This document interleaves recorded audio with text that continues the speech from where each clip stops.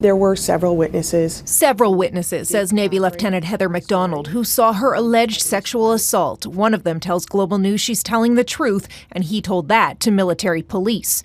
But military police said the investigation did not produce evidence to lay charges against Admiral Art McDonald, who recently asked for his job back in a letter to top military officials claiming his exoneration. I take big issue with it because that's simply not a fact.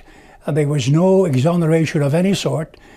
Maybe it was expected by him, and it's a most generous interpretation of the decision not to prosecute or not to pursue these allegations. It's a misperception, and I think just sort of a signal that he simply wants his power back. That bold kind of move is just such a, again, a testimony to how out of touch he is. Late Monday, military police issued a statement saying they wanted to clarify no charges laid does not mean that the allegation was unfounded. There are now calls for an independent review of McDonald's case. But of course, the push to handle sexual misconduct cases outside the military is not new. I would ask that Parliament start taking some of the recommendations they have been given for action. This is unprecedented.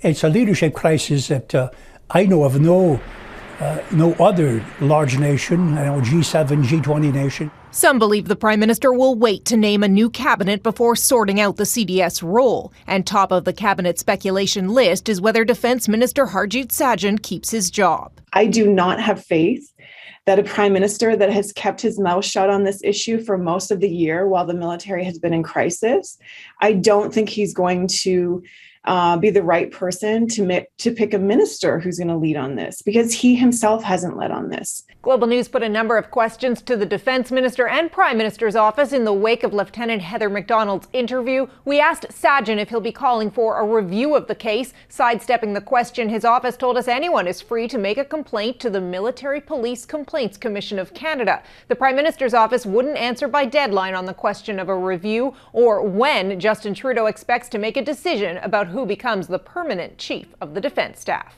Abigail Bimman, Global News, Ottawa.